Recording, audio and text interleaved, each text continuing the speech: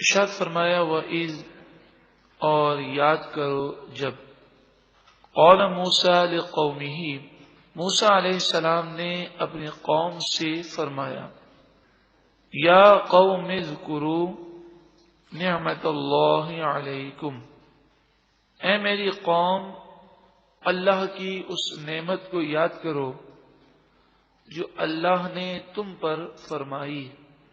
اذ جعل فیکم انبیاء، جب اللہ نے تمہارے درمیان انبیاء کو مبعوث فرمایا۔ بنی اسرائیل میں ہزاروں انبیاء اور ایک روایت کے مطابق تقریباً 80,000 انبیاء بھیجے گئے۔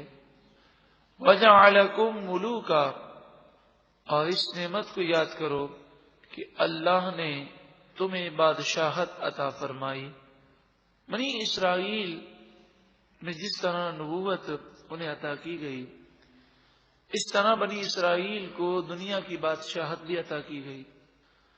وَآتَاكُم مَّا لَمْ يُؤْتِ أَحَدًا مِّنَ الْعَالَمِينَ، اور اس نعمت کو یاد کرو کہ اللہ نے تمہیں وہ نعمتیں عطا فرمائی جو جہاں میں کسی اور کو نہیں عطا فرمائی، کہ من و سلوہ تم پر اترا، بادل سایبان بن کر تمہیں سایہ دے رہا ہے، 12 چشمے تمہارے لیے پھوٹ پڑے، تمہارے لیے سمندر میں 12 راستے بنا دیے گئے، اور فرعون اپنے ساتھیوں سمیت غرق ہو گیا۔ تو ایسی بے شمار نعمتیں ہیں کہ جو اللہ تعالی نے تمہیں عطا فرمائی اور جہاں میں کسی اور کو یہ نعمتیں عطا نہیں فرمائی، تو تم ان نعمتوں پر اللہ کا شکر ادا کرو۔ حضرت موسیٰ علیہ نبینا علیہ الصلوۃ والسلام بنی اسرائیل کو لے کر مصر سے روانہ ہوئے۔ راستے میں سمندر آیا، سمندر کے 12 راستے بن گئے اور بنی اسرائیل اس سمندر سے پار ہو گئے۔ فرعون اس سمندر میں غرق ہو گیا۔ جب فرعون کا لشکر اس میں غرق ہو گیا تو اب آپ بنی اسرائیل کو لے کر دوبارہ مصر آ گئے۔ اب مصر میں بنی اسرائیل کی حکومت ہو گئی۔ فرعون کی جو چیزیں بچ گئی تھیں ان چیزوں کے بنی اسرائیل مالک ہو گئے، لیکن اصل میں بنی اسرائیل کا مسکن مصر نہیں ہے۔ اصل میں ان کا وطن شام، فلسطین کی سرزمین ہے، بیت المقدس کی سرزمین ہے۔ حضرت ابراہیم علیہ السلام، حضرت اسحاق علیہ السلام، حضرت یعقوب علیہ السلام کا یہ مسکن رہا ہے، اور یعقوب علیہ السلام اپنی اولاد کو لے کر مصر آئے تھے جب حضرت یوسف علیہ السلام مصر کے بادشاہ بنے، اور پھر یہ حضرت یعقوب علیہ السلام کی اولاد مصر میں آباد ہوئی اور 400 سال گزر گئے۔ اب دوبارہ حضرت موسیٰ علیہ السلام نے اس قوم سے کہا کہ تمہارا اپنا جو اصل وطن ہے وہ شام، فلسطین کی سرزمین ہے، وہاں تمہیں جانا ہے، وہ بڑی بابرکت سرزمین ہے، اس سرزمین پر اس وقت کافروں کا قبضہ ہے، تمہیں ان سے جہاد کرنا ہے اور پھر اس سرزمین میں داخل ہو جانا ہے۔ حضرت موسیٰ علیہ السلام نے یہ وعدہ فرمایا کہ جہاد ہوگا، مقابلہ ہوگا، مگر یہ تم سمجھ لو کہ فتح ہمیں ہی ہوگی۔ فتح کا آپ نے وعدہ بھی فرما لیا۔ ارشاد فرمایا یا قوم ادخلوا الارض المقدسۃ التي كتب اللہ لکم، آپ نے فرمایا اے میری قوم داخل ہو جاؤ اس زمین مقدس میں جس کی فتح اللہ نے تمہارے لیے لکھ دی ہے۔ وَلَا تَرْتَدُّوا عَلَىٰ أَدْبَارِكُمْ، تم پیٹھ پھیر کر نہ پلٹ جانا، فَتَنْقَلِبُوا خَاسِرِينَ، ورنہ تم نقصان اٹھانے والے ہو جاؤ گے، یعنی جہاد سے منہ مت موڑنا۔ حضرت موسیٰ علیہ نبینا علیہ السلام لشکر لے کر شام فلسطین کے قریب پہنچے تو جو قوم کے 12 سردار تھے، یہ قوم 6 لاکھ افراد پر مشتمل تھی اور اس کے 12 قبیلے تھے اور ہر قبیلے کا سردار الگ تھا۔ تو حضرت موسیٰ علیہ نبینا علیہ السلام نے 12 سرداروں کو اس بستی میں بھیجا اور فرمایا جا کر وہاں کے حالات دیکھو، کافروں کی فوجی طاقت دیکھو، ان کی تیاریوں کو دیکھو اور ان کی کمزوریوں کو دیکھو، لیکن آپ نے ان سے یہ وعدہ لیا تھا کہ تم حالات صرف مجھے بتاؤ گے، اپنی قوم کو نہیں بتاؤ گے، تاکہ قوم بزدل نہ بن جائے، ان کے حوصلے پست نہ ہو جائیں۔ اب یہ 12 سردار گئے اور وہاں دیکھ کر آئے۔ انہوں نے کیا کیا کہ اس قوم کو بڑھا چڑھا کر اپنے بنی اسرائیلی لوگوں کے سامنے پیش کیا کہ بڑے لمبے چوڑے ہیں، بڑی طاقت ہے، ان کے پاس تو ایسا اسلحہ ہے کہ جب یہ میدان جنگ میں آتے ہیں تو سر سے لے کر پاؤں تک آنکھ کے علاوہ کوئی چیز نظر ہی نہیں آتی، سارا جسم لوہے میں غرق ہوتا ہے۔ ایسے طاقتور لوگ ہیں، بہت جدید اسلحہ ہے، ہم ان کا مقابلہ نہیں کر سکتے۔ اس طرح کی باتیں انہوں نے قوم کے دل میں ڈال دی۔ جب قوم کے بڑے ڈرپوک ہو جائیں، بزدل ہو جائیں تو قوم بھی بزدل ہو جاتی ہے۔ تو جب یہ قوم کے سردار نے بزدلی کا مظاہرہ کیا تو قوم بزدل بن گئی، سوائے 2 سرداروں کے، حضرت یوشع بن نون اور حضرت کالب بن یوقنا۔ یہ 2 سردار تھے جنہوں نے قوم کو حالات نہ بتائے، باقی سب نے بتا دیا۔ تو قوم نے کہا قالوا یا موسیٰ، قوم بولی اے موسیٰ، ان فیہا قوما جبارین، بے شک اس فلسطین کی سرزمین میں قوم جبارین ہے، بڑے خطرناک لوگ ہیں، زبردست اور توانا لوگ ہیں۔ وَإِنَّا لَن نَّدْخُلَهَا حَتَّى يَخْرُجُوا مِنْهَا، اور بے شک ہم اس بستی میں اس وقت تک ہرگز داخل نہیں ہوں گے جب تک کہ یہ قوم اس بستی سے نکل نہ جائے۔ بڑی عجیب بات کرتے ہیں، آئے ہیں میدان جنگ میں جنگ کرنے کے لیے، تو کیا کوئی کافر بغیر جنگ کے اپنی بستی چھوڑ کے جاتا ہے؟ تو کہنے لگے یہ چلے جائیں تو پھر ہم بستی میں چلے جائیں گے، ہمیں ان سے جنگ نہیں کرنی۔ فَإِن يَخْرُجُوا مِنْهَا، پس اگر وہ اس بستی سے نکل گئے، فَإِنَّا دَاخِلُونَ، پس بے شک ہم اس میں داخل ہو جائیں گے۔ قَالَ رَجُلَانِ مِنَ الَّذِينَ يَخَافُونَ، کہا 2 مردوں نے، حضرت یوشع بن نون اور حضرت کالب بن یوقنا نے، یہ وہ لوگ تھے یخافون جو اللہ کا خوف کرتے، انعم اللہ علیہما، اللہ نے ان دونوں پر اپنا خصوصی فضل و انعام فرمایا اور ان پر بزدلی طاری نہ ہوئی، وہ بہادری کے جوہر رکھتے تھے۔ انہوں نے کہا دیکھو فتح بالکل یقینی ہے، واقعی ان کے جسم بڑے لمبے چوڑے ہیں، ہتھیار بھی ان کے پاس بہت زیادہ ہے، ہم اس بات کو تسلیم کرتے ہیں، مگر اندر سے یہ بزدل قوم ہے، یہ کافر قوم ہمارا مقابلہ نہیں کر سکتی۔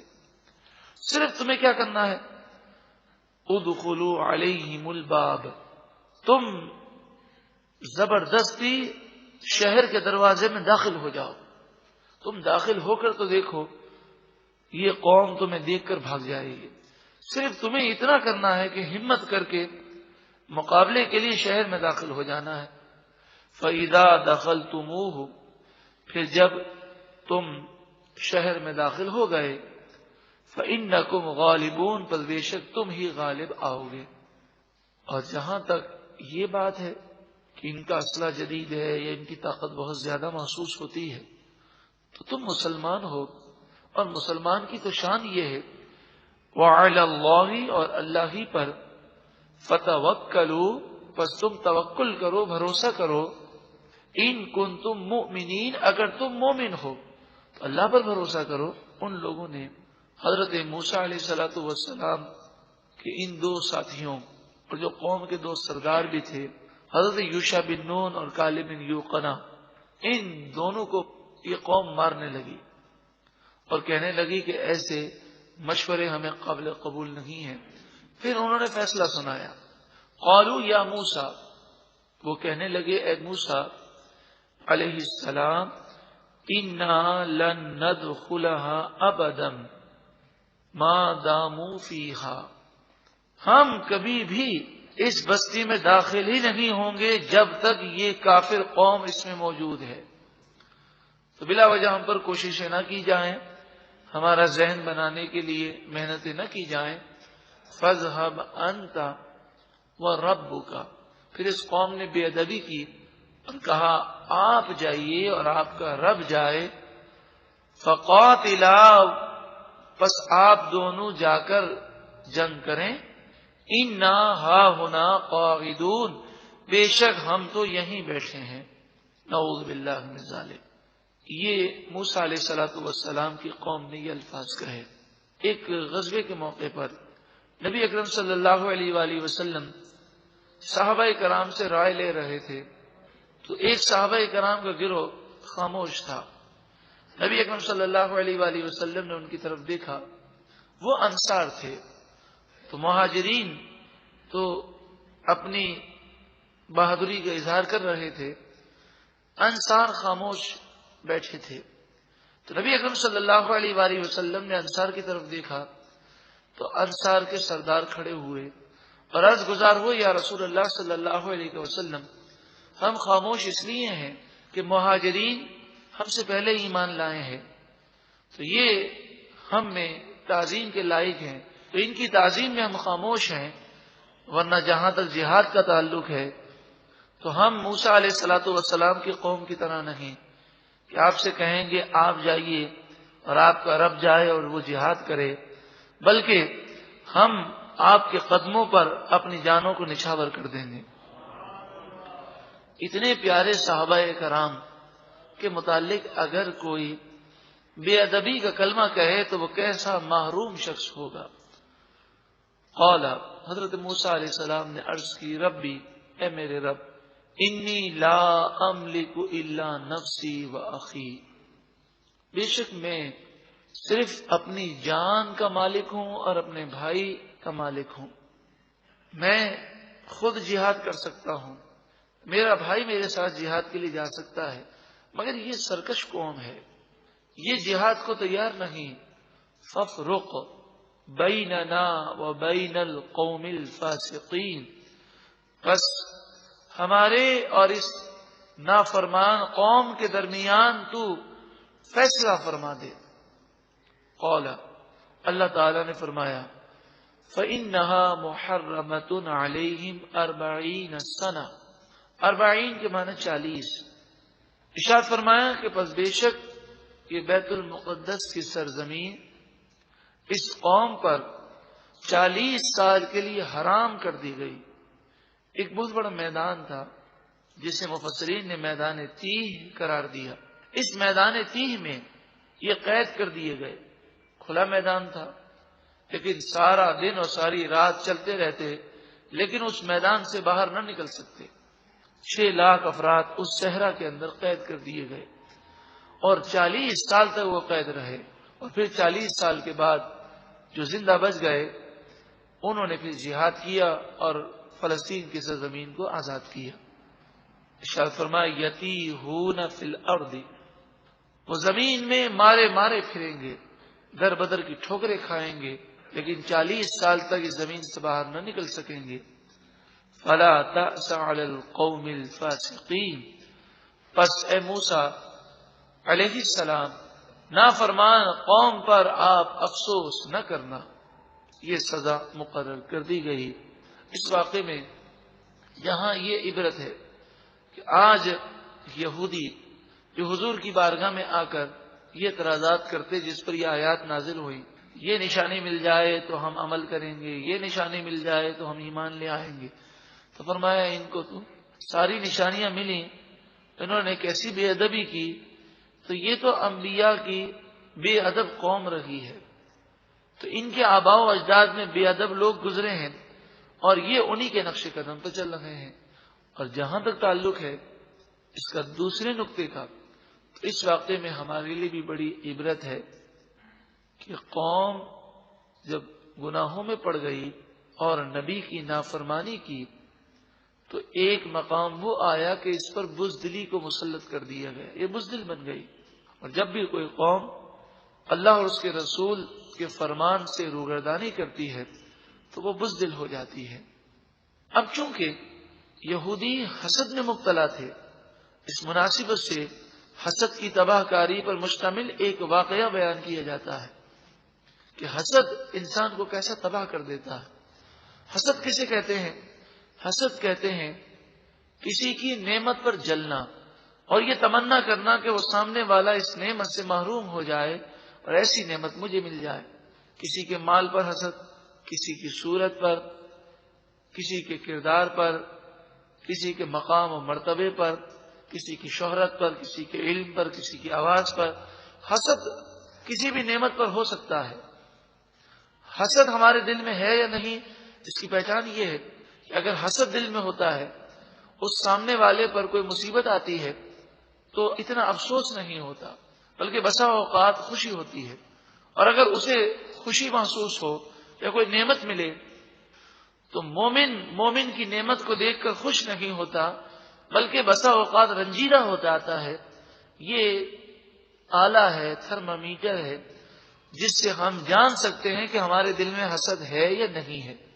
حسد اتنا باریک ہوتا ہے کہ بسا اوقات انسان حسد میں مبتلا ہوتا ہے، لیکن اسے خود نہیں پتا ہوتا کہ میں مسلمان سے حسد کرتا ہوں، اور جو مسلمان سے حسد کرے کل بروز قیامت وہ اس حال میں آئے گا کہ اس کے نامۂ اعمال نیکیوں سے خالی ہوں گے۔